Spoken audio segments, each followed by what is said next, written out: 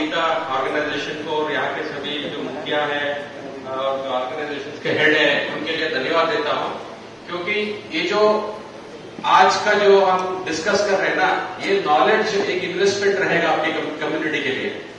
अगर इम्यूनाइजेशन जैसे बोल रहे थे, prevention is better than cure.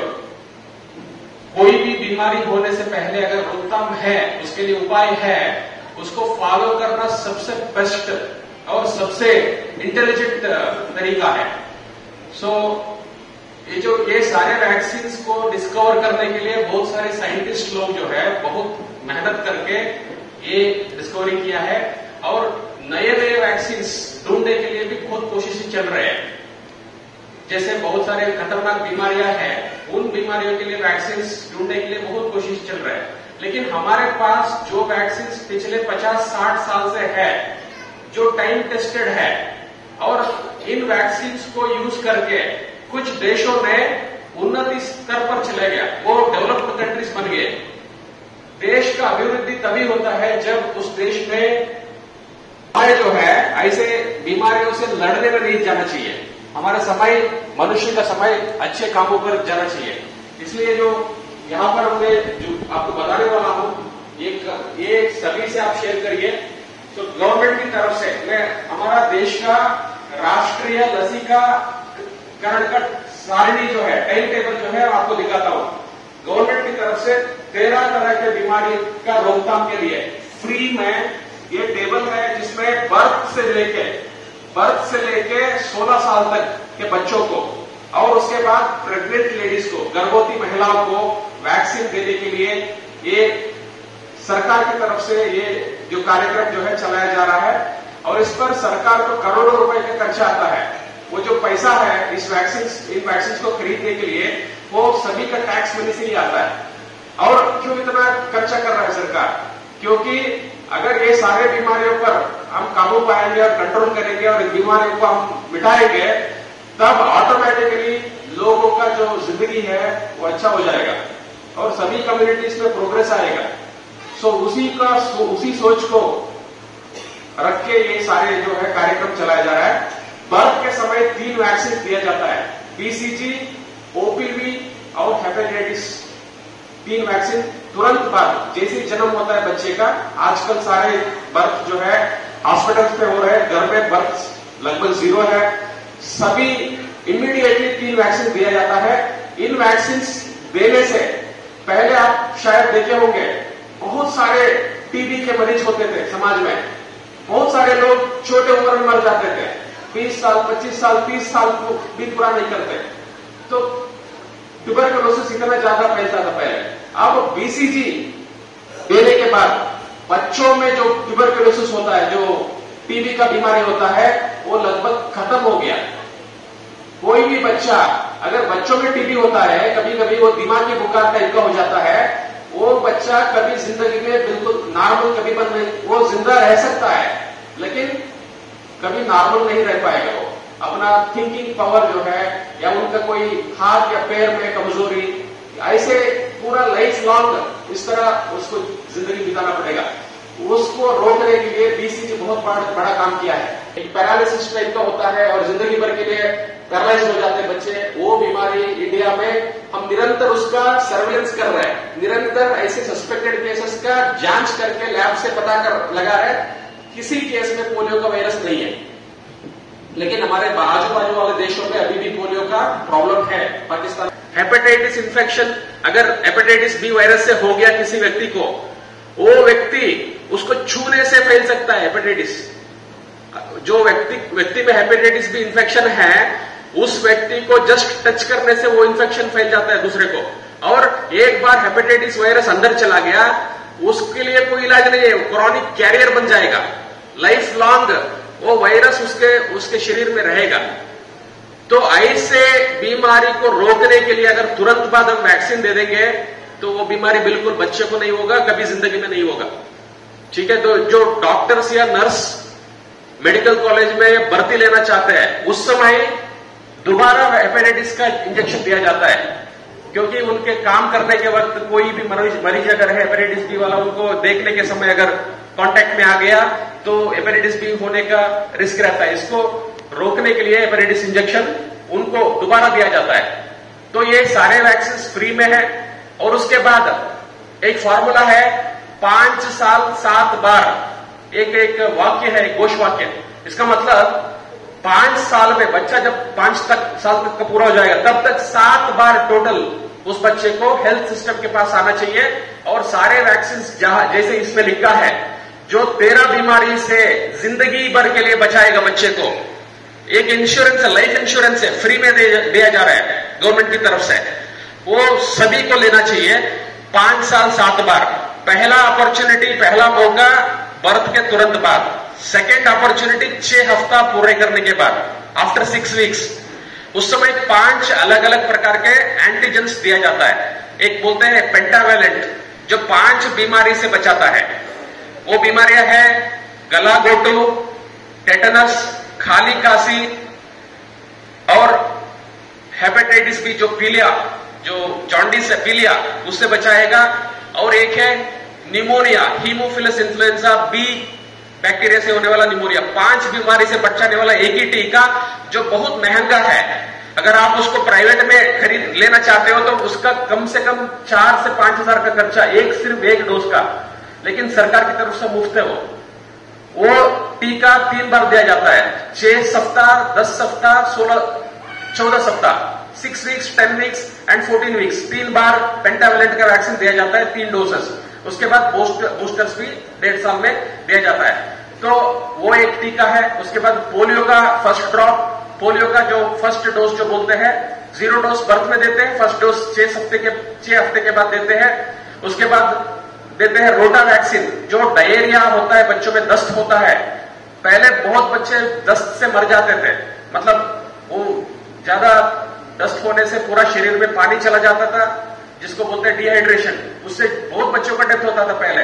अब ये वैक्सीन कार्यक्रम में आने के बाद लगभग दस्त से मरने वाले बच्चे एक भी नहीं मिलेंगे आपको। आप किसी हॉस्पिटल में जाके देख सकते हो, उनके रिकॉर्ड्स चेक कर सकते हो। ये वैक्सीन इंट्रोडक्शन के बाद लगभग 0 हो गया। ऐसे बच्चों का जो मौत होने का जो संभावना है 0 हो गया। उसके बाद देते हैं न्यूमोकॉकल वैक्सीन, पीसीवी बोलते हैं, वो निमोनिया से बचाता है। सो निमोनिया जो फेफड़े में पानी या ये जो पस भर जाता है, ऐसे बीमारी से बचाने का टीका भी है पीसीवी, न्यूमोकॉकल वैक्सीन। वो भी बहुत महंगा टीका है। और इस टीके को, इस वैक्सीन को सरकार पिछले 5 सालों में ही शुरू किया है। पहले सरकार के पास इतना पैसा नहीं था, अब ज्यादा है। तो ऐसे इंपॉर्टेंट कार्यक्रमों पर वो खर्चा करना चाह रहा है। और आने वाले समय में नया वैक्सीन भी आने वाला है। जो महिलाओं में जो सर्वाइकल कैंसर होता है, जिनकी वजह से 45, 40, 50 की उम्र में वो अचानक कैंसर से डेथ हो जाता है। उसका कारण जो है एक इन्फेक्शन, जो 15-20 साल की उम्र में जो होता है ना, HPV infection, human papilloma virus बोलते हैं उसको। उससे बचाव के लिए भी नया वैक्सीन आने वाला है इंडिया में। ओके, वो स्कूलों में लड़कियां जो पढ़ते उनको देने का है प्रोग्राम। वो अभी नहीं है, अभी शुरू नहीं किया है, लेकिन दूसरे देशों में है वो ऑलरेडी। वो आने वाले समय में आएगा वैक्सीन। उसी तरह टाइफाइड के लिए भी वैक्सीन शुरू करने के लिए सरकार सोच रहा है, अभी नहीं है कार्यक्रम में। प्राइवेट में अगर है, किसी के पास पैसा है तो आप जाके ले सकते हो, ये प्राइवेट में अवेलेबल है। सरकारी कार्यक्रम में नहीं है। आने वाले समय में ये भी आएंगे। अगर डेंगू के लिए वैक्सीन तैयार होगा तो वो भी आ सकता है। सो नए वैक्सीन का खोज चल ही रहा है। लेकिन अभी जो हमारे पास वैक्सीन है, 6 सप्ताह के बाद 5 वैक्सीन जो दिया जाता है, सभी बच्चों को मिलना चाहिए। उनका अधिकार है, जन्म एक हक है उनका। ओके, अगर हम उसको डिनाई करते हैं तो ये मतलब हमारा जिम्मेदारी नहीं निभा रहा है। माँ बाप के नाते, being father and mother, we are not taking care of our children properly because it is their birthright, their human right. They have to take those vaccines. बच्चा अगर खुद डिसीजन ले सकता है तो वो शायद वैक्सीन ले लेगा, लेकिन बच्चे को केयर देने वाले पेरेंट्स जो है उनका जिम्मेदारी है वैक्सीनेशन कराना। सो 6 सप्ताह के बाद 10वें वीक में, 10 वीक्स के बाद 3 एंटीजेंस, पेंटावेलेंट का सेकेंड डोज, पोलियो का ओपीवी जो बोलते हैं उसका सेकेंड डोज, रोटा वैक्सीन जो दस्त से बचाता है उसका सेकेंड डोज दिया जाता है। और 14 हफ्ते के बाद, 14 वीक्स के बाद तीसरा डोज इन्हीं वैक्सीन का दिया जाता है। वैक्सीन को एक बार देने से पूरा प्रोटेक्शन नहीं होगा और उसको कुछ वैक्सीन को बार बार देना पड़ता है, कुछ वैक्सीन को 2 बार, कुछ वैक्सीन को 5 बार। लेकिन हर एक, जैसे मैं बताया ना, हर डोज का ये बहुत कीमती चीजें हैं। अगर आप प्राइवेट में पूछ के देखेंगे आपको पता चलेगा कितना महंगा है। जो विदेशों में लोग हैं वो मतलब वहां पर कंपलसरी भी बन गया, स्कूल में एडमिशन चाहिए, यूनिवर्सिटी में एडमिशन चाहिए, आपको किसी जगह पे जाना है तो सर्टिफिकेट, वैक्सीनेशन सर्टिफिकेट कंपलसरी है दूसरे कुछ देशों में। अब कर्नाटक में भी उस तरह का पॉलिसी शायद इस साल से हुआ है। आने वाले दिनों में फर्स्ट स्टैंडर्ड में एडमिशन कराने के लिए आप बच्चे को जब लेके जाओगे प्राइवेट स्कूल में, गवर्नमेंट स्कूल में, तब जरूर पूछेंगे आपका सर्टिफिकेट दिखाओ, वैक्सीनेशन सर्टिफिकेट, क्योंकि स्कूल नहीं चाहता है कि उनके स्कूल में कोई बीमारी फैले। और बच्चों का मतलब बच्चे सब एक कांग्रेगेशन है, एक होता है, सभी लोग पास में जो रहने का जो जगह होता है, ऐसे जगह पर वैक्सीन का बहुत ज्यादा जरूरत पड़ता है। तो स्कूलों में भी कंपलसरी हो सकता है, वर्क प्लेस में कंपलसरी हो सकता है आने वाले दिनों में। तो वो कंपलसरी होने का मतलब लेकिन इनका जो महत्व जो वैक्सीन का है, इससे जो फायदा मिलता है उस सभी को समझ के मैं रिक्वेस्ट करता हूं कि आप जरूर ये मिस ना करिए, अपने बच्चों को जरूर ये सारे टीका लगवाइए। और 14 हफ्ते के बाद जैसे मैं बताया 5 अलग अलग प्रकार के वैक्सीन दिया जाता है। इनमें से 2 जो है मुंह से देते हैं, पोलियो ड्रॉप्स और रोटा वैक्सीन मुंह से देते हैं, इंजेक्शन नहीं है वो। और कुछ वैक्सीन हाथों में इंजेक्शन, पैरों में इंजेक्शन अलग अलग तरीके से दिया जाता है। उसके लिए ट्रेन्ड इंडिया का हेल्थ सिस्टम जो है बहुत अच्छा है। यहां पर बहुत अच्छे लोग काम करते हैं, अच्छे ट्रेन्ड लोग हैं, हमारे हॉस्पिटल्स बेटर है और यहां पर वैक्सीन रखने का जो जगह है, जो इंस्ट्रूमेंट्स है, वर्ल्ड में सबसे बेस्ट है। बाकी देशों का, इवन WHO सभी देशों में काम करता है, यूनिसेफ भी सभी देशों में काम करता है। वो हर देश का ऑब्जर्वेशन करके बताता है कि India has one of the best infrastructures for vaccine storage. ऐसा फैसिलिटी कहीं नहीं है और यहां का वैक्सीन बेस्ट रहते हैं, मैन्युफैक्चरिंग से लेके डिलीवरी तक, बच्चों को एडमिनिस्टर करने तक, वो सबसे बेस्ट, उसका क्वालिटी बेस्ट रहता है। ओके, उसका गारंटी है। ओके, तो निश्चिंत होके वैक्सीनेशन आप किसी सरकारी हॉस्पिटल में, कहीं पर भी आप जहां अच्छा लगे आपको, वहां से आप वैक्सीनेशन करा सकते हो। उसके बाद 9 महीने के बाद अगली बार बच्चों को लेके जाना पड़ेगा।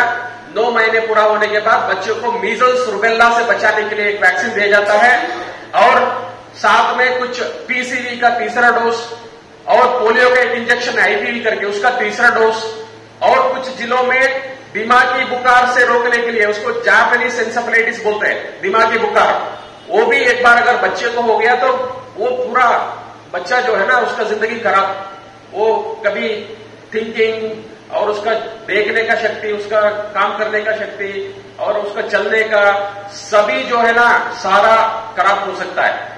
तो जापानीज एन्सेफेलाइटिस से बचाव के लिए भी कुछ इस जिले में नहीं है, क्योंकि वो ज्यादा समस्या नहीं है इस जिले में। कर्नाटक के 20 जिलों में वो वैक्सीन ऑलरेडी आ चुका है, Japanese encephalitis JE vaccine. Dharwad में है, बेलगांव में और हावेरी में है। सो ये जो 9 महीने के वैक्सीन भी बहुत जरूरी है। कुछ लोग क्या करते हैं, इनिशियली वैक्सीन पूरा कर लेते हैं, फर्स्ट, सेकंड, थर्ड डोज 6 सप्ताह वाला, 10 सप्ताह वाला, 14 सप्ताह वाला पूरा कर लेते हैं, लेकिन 9 महीने का वापस नहीं आते 9 महीने के वैक्सीन के समय। और 9 महीने का भी बहुत जरूरी है वैक्सीन। और मीजल्स का आपको एक बताता हूं, पहले एक स्मॉल पॉक्स करके होता था, सिडबू कायले, पहले 1980 से पहले जो भी लोग हैं उनको, उनके हाथ में अभी भी होगा वो वैक्सीन का। सो वैक्सीनेशन करने के बाद वो बीमारी पूरे दुनिया से गायब हो गया, उसके लिए वैक्सीन की जरूरत भी नहीं है अब। तो वैक्सीन का पावर ये है, अगर हम सही तरह से वैक्सीनेशन करेंगे तो ये बीमारियां जो है, वायरसेस जो है, पूरे वो चले जाएंगे और वो डिसअपियर हो जाएंगे दुनिया से, दोबारा वापस नहीं आप आएंगे। तो स्मॉल पॉक्स एरेडिकेशन जो है ना, सबसे पूरे दुनिया में किसी देश में स्मॉल पॉक्स अब नहीं है। उसी तरह पोलियो भी लगभग अफगानिस्तान और पाकिस्तान सिर्फ 2 देशों में है। अगर वो अच्छे काम करेंगे आने वाले सालों में, वहां से भी ये दोनों बीमारियां बिल्कुल खत्म हो जाएंगे। पूरा विश्व जो है पोलियो से मुक्त हो जाएगा। और पोलियो से मुक्त अगर हो गया मतलब सभी बच्चे जो है, हम लाखों करोड़ों बच्चों को हर साल विकलांग होने से बचा रहे हैं पोलियो बीमारी दूर करने के बाद। ये बहुत एक ह्यूमन हिस्ट्री में, जितना हजारों सालों का जो हिस्ट्री है ना, उसमें ये अचीवमेंट्स सामान्य नहीं है। कोई सभी को विश्वास रखना चाहिए इस पर, क्योंकि जो